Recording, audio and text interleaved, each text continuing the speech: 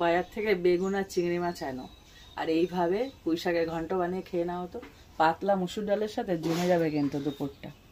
যারা পুঁই শাক খেতে ভালোবাসে না তাদেরও ভালো লাগবে। নমস্কার বন্ধুরা, আমার চ্যানেলে তোমাদের সবাইকে স্বাগত জানাই। আজকে একটা রেসিপি করবো, সেটা হলো পুঁই শাক। সেটা কি বলতো, পুঁই শাক যেমনই রান্না করি ভালো লাগে, তার সাথে চিংড়ি মাছ যায় তাহলে তো কথাই নেই। দারুণ খেতে লাগে। একদম দেরি না করে চলো শুরু করা যাক। আমার উনুন ধরানো হয়ে গেছে, কড়াই বসিয়ে দিচ্ছি। আর এদিকে দেখো কানের মাথা খেয়ে নিচ্ছে সবকটা।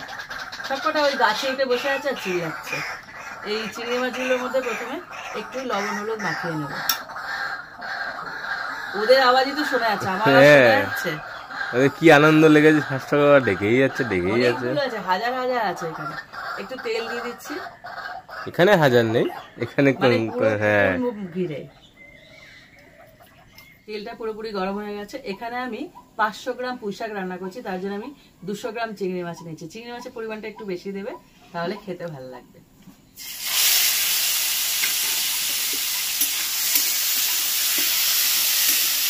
চিংড়ি মাছটা হালকা করে ভেজে নিয়েছি, এবার এটাকে তুলে নেব।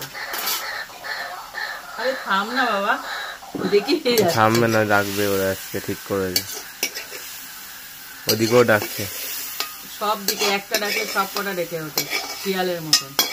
চিংড়ি মাছটা তুলে নিয়েছি, এবার এর মধ্যে আরেকটু তেল দিয়ে দিচ্ছি। তেলটাকে একটু গরম করে নিলাম। এবার দিয়ে দিচ্ছি 5 ফোড়ন। 5 ফোড়নটাকে ভালো করে ভেজে নিই। এই ফোড়নটাই না মেন, পুরো টেস্টটাকে পাল্টে দেয়। ফোড়নটা যেন ভালো মতো ভাজা হয়। ফোড়নটাকে প্রথমে ভালো করে ভেজে নিয়েছি। এবার দিয়ে দিচ্ছি বড় একটা সাইজের পেঁয়াজ কুচি।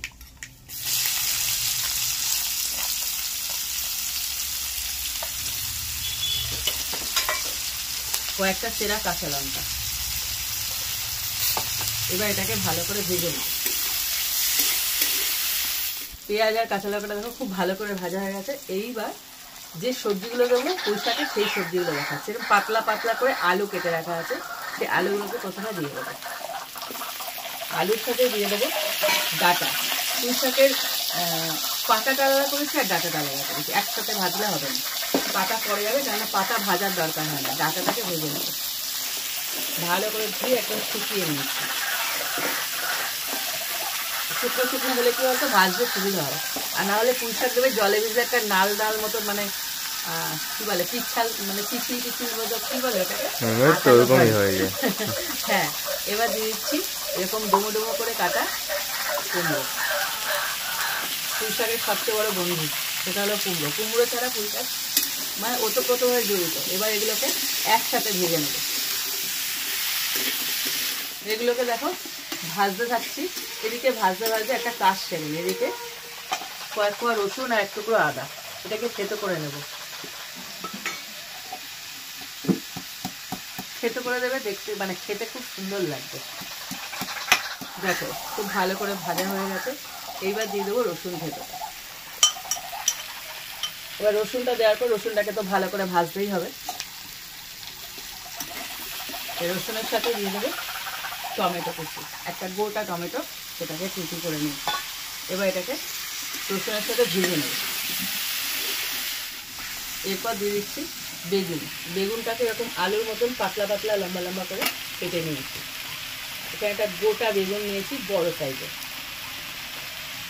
বেগুনের পরিমাণ আর চিংড়ির পরিমাণ যত বেশি দেবে, পুঁই শাকের মানে স্বাদ ততটাই বেশি হবে। এটাই নিয়ম, করে রেখো, ভালো লাগবে। এবার বেগুনটাকে ভালো করে ভেজে নেব। দেখো সমস্ত সবজি ভাজতে ভাজতে মজে এসেছে। দেখো এইবার সমস্ত মশলাগুলো দিয়ে দেবো। প্রথমে দিয়ে দেবো লবণ,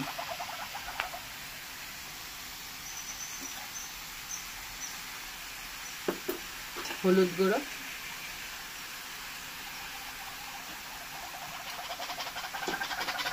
যেহেতু এখানে কাঁচা লঙ্কা আছে তার জন্য দিয়ে দিচ্ছি লঙ্কার গুঁড়ো। সেইভাবে যে যেরকম ঝাল খাও, তবে চিংড়ি মাছ আছে তো একটু ঝাল ঝাল মিষ্টি মিষ্টি হলে ভালো লাগে। দিচ্ছি ধনের গুঁড়ো, জিরের গুঁড়ো, সব 1 চামচ করে যাচ্ছে। এবার দিয়ে দেবো চিংড়ি মাছটাকে। এবার ভালো করে কষিয়ে নেব। যখনই আমি কথা বলছি তখনই ওরা কথা বলছে। দেখো কিছুক্ষণ বাদে বাদে কিন্তু চুপ হয়ে যাচ্ছে। মশলা দিয়ে পুরোপুরি কষানো হয়ে গেছে। এইবার একদম শেষে দেবো পাতাগুলোকে। যতটা পারবে জল ঝরিয়ে রাখবে, মানে ধুয়ে একটুখানি মানে ঝুড়ি হয় না ফুটো ফুটো, ওর মধ্যে জলটা ঝরিয়ে নেবে। এমনিতে পাতা শাক এগুলো জল ছাড়ে, তার জন্য।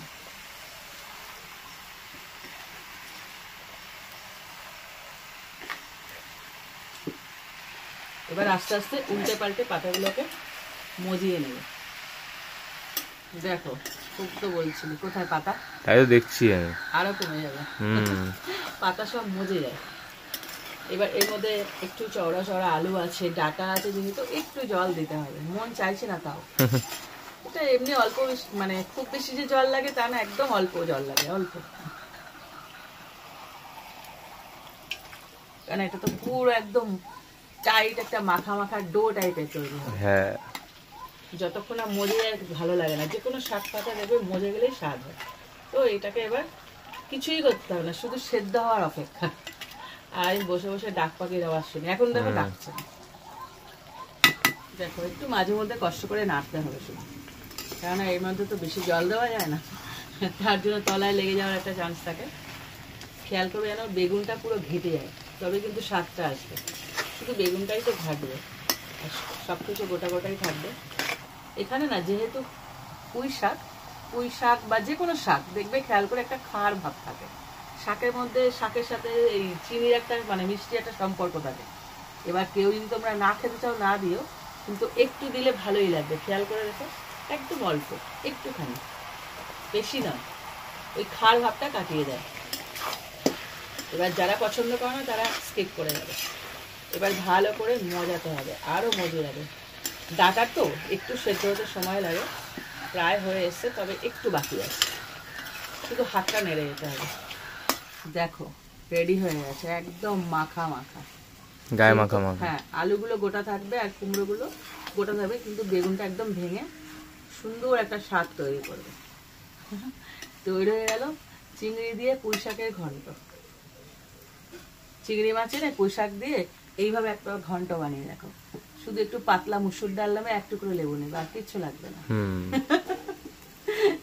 রেসিপিটা ট্রাই করে আমায় কমেন্ট করো, আর ভালো লাগলে লাইক দিও, আর এই রেসিপিটা না শেয়ার করো।